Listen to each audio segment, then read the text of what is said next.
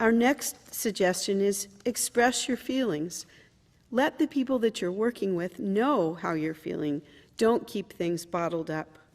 I was recently working with a family that had 3 small children and a grandmother who was very actively involved helping the mother. The parents were very competent and listened and tried out everything I suggested, and after I would see them, I would send them an email summarizing what we'd done and making further suggestions. One time, I got an email back from the mother saying she was so stressed right now and so overwhelmed with so many people telling her what to do that she felt completely inadequate. I realized I'd contributed to this. I'd been sending her emails saying, try this, try that, try this.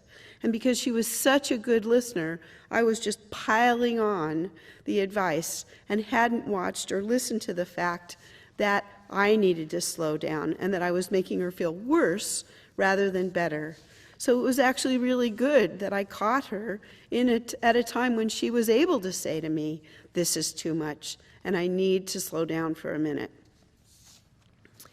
You want to give yourself time to get in touch with your very real emotions: shock, sadness, anger, grief, loss, guilt, fear, or loneliness. And don't try to suppress these feelings or deny them. If you can find a safe space, whether that's going for a walk around the block or going to the gym or spending time in the bath or just by yourself, meditating, praying, just to really let these feelings bubble up and express themselves and come out, because if you keep them in, it's just going to not help the situation, and it's probably going to make you feel much worse. It's useful to think, how can I understand my own feelings and recognize that these will change over time.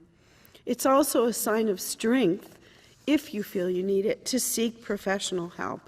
Spiritual leaders, doctors, and sometimes even close friends or relatives can listen to your feelings and give you useful feedback, which can help you process and understand your feelings more.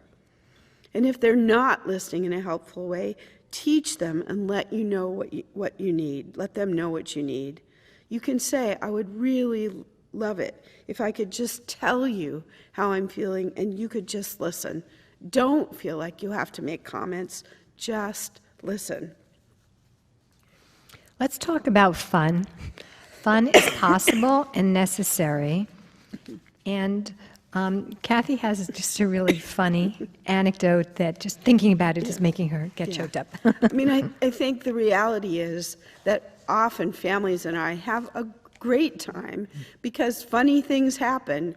And one of the families that I know was recently walking down a street and went by a hot dog vendor, and the little boy with autism wanted a hot dog, and the parents said, no, those are that man's hot dogs. And the little boy then went and grabbed a whole bunch of hot dogs and took them to the man and said, here are your hot dogs. Well, in fact, this was quite funny.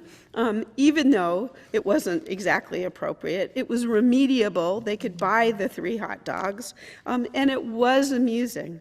And I think the parents were torn because they didn't want to laugh too much, because they didn't want the child to feel like this was something he should do again. On the other hand, it was funny. And I think sometimes just enjoying your child's jokes or the funny things that happen to all of us.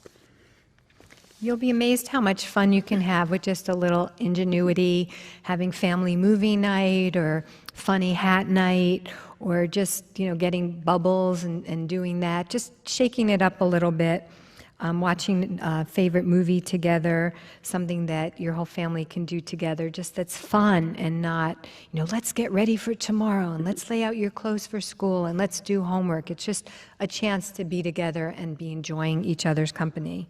I think music is a real source of joy here. And I think anything you can do so your child can participate in music, so not just listen, but dance or play an instrument or bang on a drum, and that you enjoy together is a source of strength. And it's great to invite your friends to share in the fun also. You can invite them to send you emails or jokes and funny things that they hear about. And also you could have jokes that you share with your family at dinner or when you're together. Because when you laugh, there's a lot of tension in the jaw. There's like 7,000 muscles there, and just to release that tension, it's so great, and it changes the whole energy and the whole dynamic.